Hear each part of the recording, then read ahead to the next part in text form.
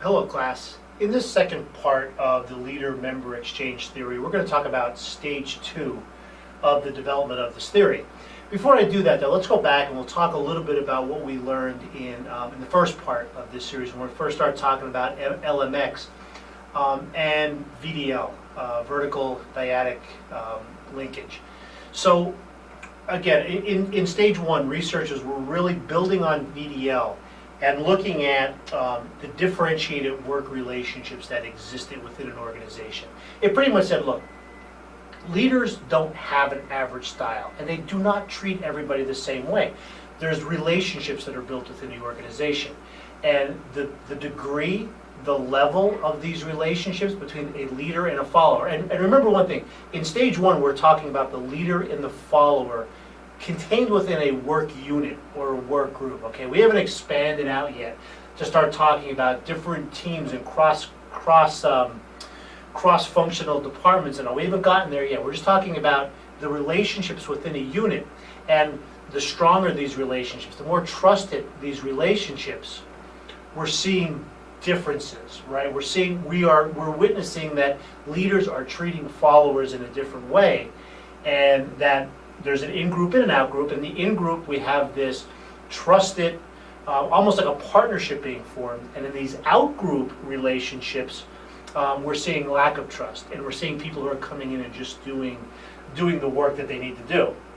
So in stage 2, researchers said, well, that's all well and good, but maybe we should be looking at some other things too. And stage 2 is really broken down into 2 separate lines of investigation, if you will. What are some things we need to look at? And the first thing was really the characteristics of the LMX relationships. What are the characteristics of the relationships between the leaders and the followers? And how do they develop? How are these relationships developing? Because remember in part 1, we talked about limited time, limited resources, right? Limited energy to form these relationships with everybody within the unit. But if we could determine maybe some of the characteristics of these relationships and how they develop, maybe we can help the leader. Maybe we won't be wasting a lot of time doing things that don't necessarily help to build these relationships. And then the other thing was really the consequences, right? What's the relationship between LMX and organizational variables? Because what's the point of studying all of this if there isn't some positive outcomes to the organization? So the consequences of these relationships were investigated. So this is really pretty straightforward. Of what are some of the things the characteristics of the relationships. One of the things was the process of role making, right? How is it that the leader is establishing themselves as the leader and the follower, and how is this positive in-group partnership developing? So those leadership processes, that was something that was examined to determine if there's some influence on the relationship there. Communication frequency. We're going to talk a lot, certainly in future weeks, about leadership communication. Leadership communication is very important. And what is the frequency of that communication? And is that a key component to building positive relationships? Interactive communication patterns.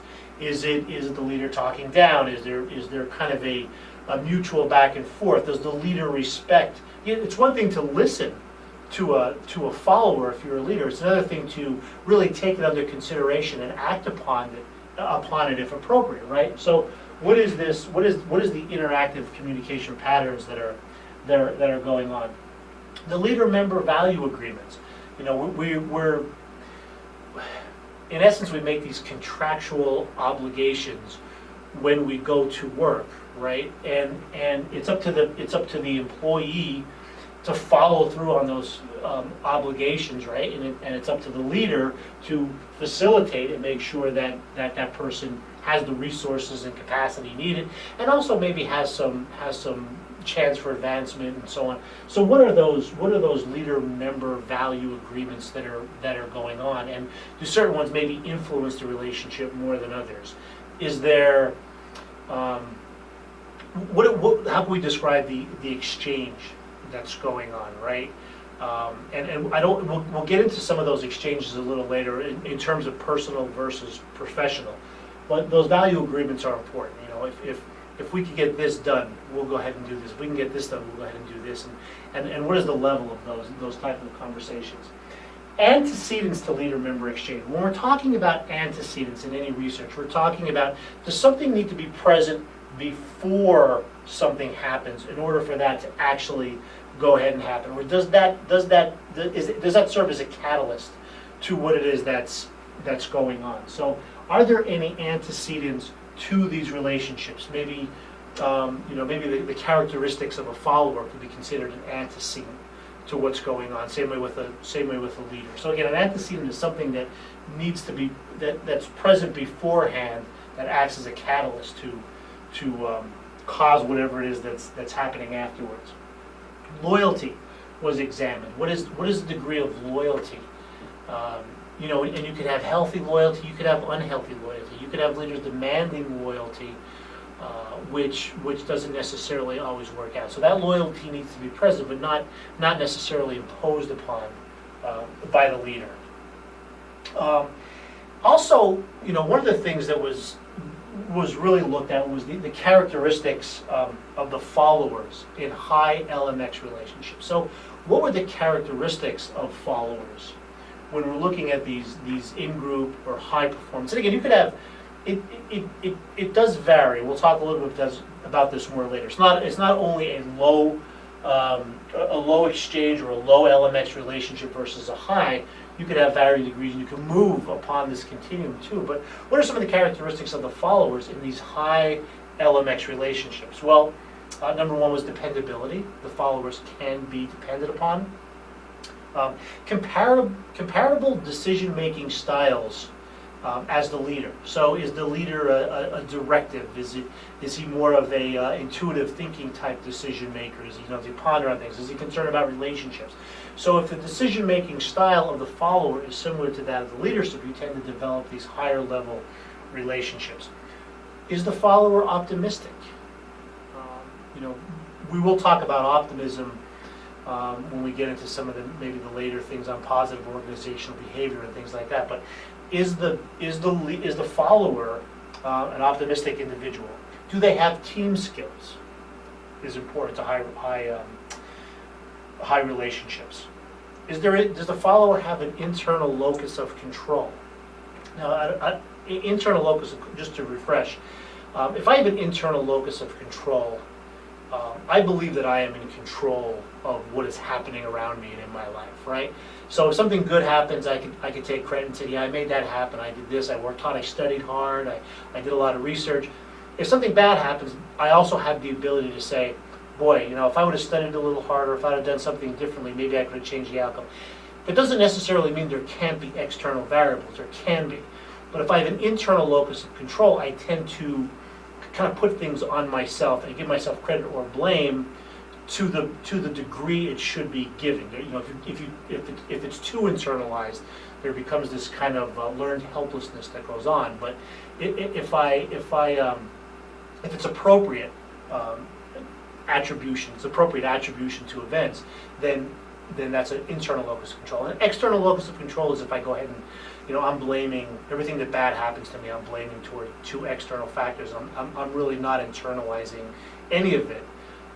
So that's somebody with an external locus of control. So a high LMX relationships is attributed to followers with a high internal locus of control, and also high self-efficacy. Self-efficacy is one's belief in their ability to perform a specific task. So efficacy is a little different than confidence. Confidence is an overarching kind of, here's how I feel about myself in general, versus self-efficacy, which is, do I think I'm a good cook? It even goes more specific to that. Am I a good baker? Can I fry things? Am I a good baker? Whatever. I think I said that. But so it's very specific self-efficacy to the task at hand. So an employee with high self-efficacy is very confident of the specific tasks that are associated with their job. So in these high LMX relationships, you're seeing in high internal locus control, high self-efficacy, high optimism.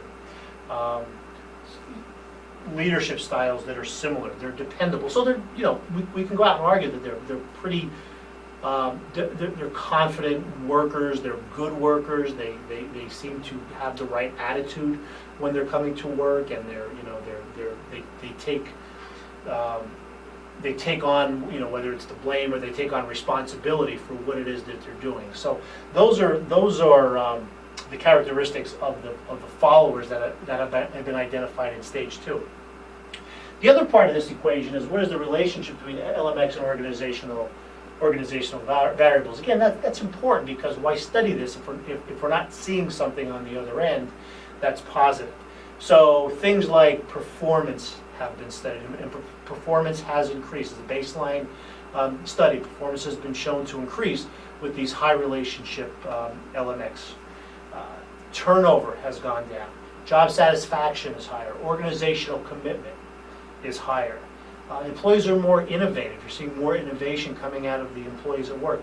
And as you would expect, higher citizenship behavior. We talked about that in stage 1, where workers were taking on more than just their job descriptions, who were in the in-group. The out-group, however, were not. They weren't taking on any added responsibilities above and beyond what their job descriptions were. So really, just in summary, what we're looking at stage 2 is how relationships develop and what it means to the organization. Right? How are these high LMX relationships developing, and then in the end, what does it mean to the organization? So effective leadership processes occur. When we're talking leadership process, we're talking about the whole thing, the whole gamut of what's included within leadership. So effective leadership processes occur when leaders and followers develop high quality social exchange relationships. Now, when we're talking about social exchange relationship, we're not talking about friends, buddy-buddy. That's a whole different story. We're talking about social exchange relationships on a professional basis. Okay, and that's important to remember here, because it's certainly okay to be friendly, but it doesn't necessarily work if you're just friends with everybody. So by these high quality social exchange relationships, we're seeing workers go ahead and work above and beyond what their job descriptions are, and in return they're getting things other than the materialistic rewards, if you will, that we might see with VDL or in the first stage. So you're seeing maybe establishment of trust, of esteem through promotion or recognition and things like that. So you have these high quality social exchange relationships going on, and in turn we're starting to see partnerships build. Okay, so just a quick summary of where we are to date. So we went through stage 1. We were just looking and saying, there's a difference here. There's a difference of what's going on. We're not quite sure what it is, but leaders are treating employees differently, and as they do, we're seeing different outcomes organizationally. Here we're looking at saying, okay, we know there's high quality and low quality relationships. How are the high quality relationships being developed? And when they are, what is the impact to the organization? Okay? So that's stage 2. Now we're going to kind of keep building on this through stages 3 and 4. So after watching this, please go on to those lecture videos.